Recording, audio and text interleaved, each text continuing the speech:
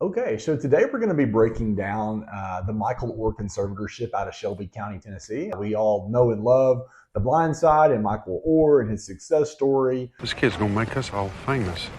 It's really an awesome rags to riches story. I'm going to kind of go down the background and the backdrop of his life, and then I'm going to dive into the implications. What is this conservatorship about? And what are the ethical implications in Tennessee when we're talking about conservatorships in general? So Michael Oher back in 2004, that's really where this came to, the conservatorship was established. This young man was in foster care from the ages of from 3 to 11. He moved in with the Toys in Memphis, Tennessee at the age actually of 18 years old. He was already an adult in 2004. Mrs. Oher, you'll always be Michael's mama. He moves in with them in his senior year. He's at Briarcrest Private School, who I happen to know some folks that went to that high school in that time frame. He obviously was a superstar athletic talent. Attaboy, Michael Oher. Attaboy! He moves in with them and he signs some documents in 2004, which ends up being a conservatorship. Now, this case is ongoing, so I'm not really stating what the truth is or isn't, but based on the petition that was filed to terminate the conservatorship by Mr. Oher's attorney, his allegations are that essentially he thought it was an adoption paperwork. He was already an adult at the time, and he signs documents basically giving consent for them to sign contracts on his behalf, and he gives them rights over his estate. Do you find it odd, your predicament? Essentially through that conservatorship action. He obviously goes on to Ole Miss, where he starts consecutively 40-something games at the University of Mississippi and gets picked up by the Baltimore Ravens and ends up having a fairly excellent career. Also played a small stint at the Tennessee Titans before ending his career in 2016 with the Carolina Panthers. Michael Oher, offensive tackle, Mississippi. Obviously, millions and millions and tens of millions, if not hundreds of millions of dollars was generated by The Blind Side. His argument is essentially that he was boxed out of that entirely and that he signed away his voice, his image, his likeness to the producing company that made that film, and that the lion's share, 80+%, is what the Toys actually state explicitly went to them and their two biological children.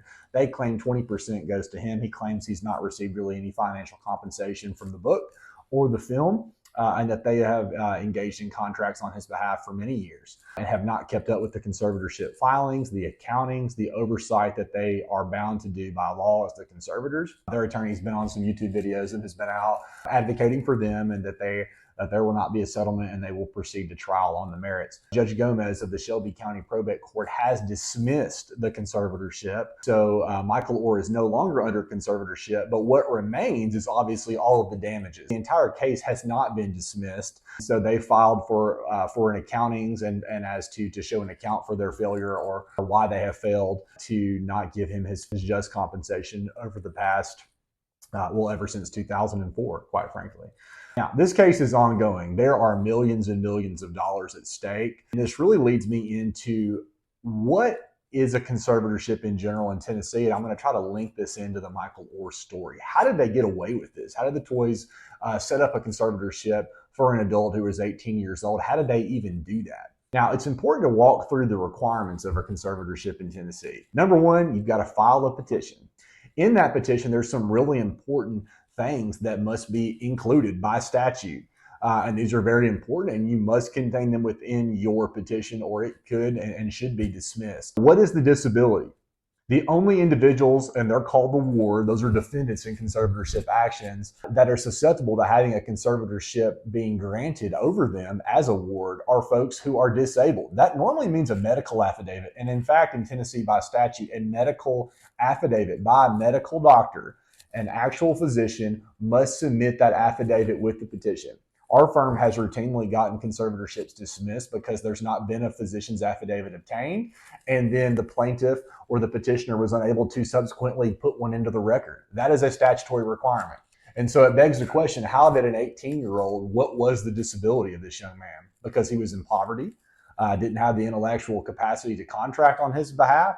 These are things that if they want to win on the merits, they're going to have to show, number one, did they do that? How did they do that? Judge Gomez has gone on the record saying she doesn't understand how they ever obtained it, how it ever got through. And so that begs the question of power and influence. And in Memphis, we know Unfortunately, those things have happened all around the country, but it just paints another picture around that city. But that's in the statutory framework, and not only a physician's affidavit, but substantive content within the filings themselves must be pled on the face of the document, in the complaint, in the overall petition that opens up the conservatorship action on what exactly are we alleging here that the ward needs. Either a conservatorship over his or her person because they cannot make medical decisions or other important decisions that impact their person, or their property or their estate. Oftentimes, conservatorships are over both person and property. Now, in this particular case, it was over Michael Oher's property or his living estate. But again, you have to show cause for why that's necessary. In our practice as estate and elder law attorneys, it's normally over the elderly. There's obvious cognitive issues, there's dementia diagnoses, there's severe frailty. There's really a clear picture before that petition's ever filed. And even then, sometimes there's litigation, right? These things can get really touchy, which is why the Tennessee legislature has made it the statutory framework so clear before that can even go to court. The other thing here is the defendant, the wards, have a right to counsel. And if they don't want to go hire an attorney, the judge will appoint a guardian ad litem.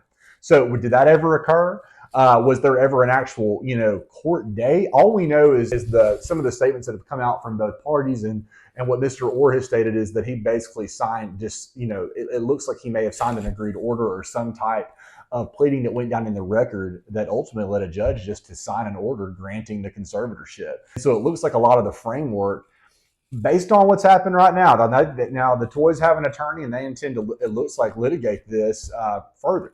If a conservatorship is granted in Tennessee, what then? What about oversight? That's a big ethical dilemma that's been talked about by the leading figures in our state and across the country is oversight.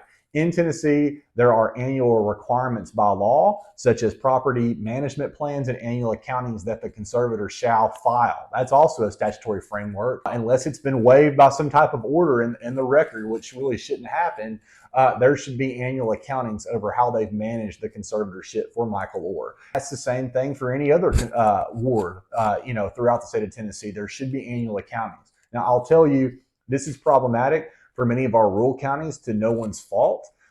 Who does this? Is it the county clerk? Is it the clerk and master? Is it the judge? Exactly who is to be reviewing these mountains and tens and dozens and hundreds of conservatorships that are opened and then in general closed out right after the litigation has ensued?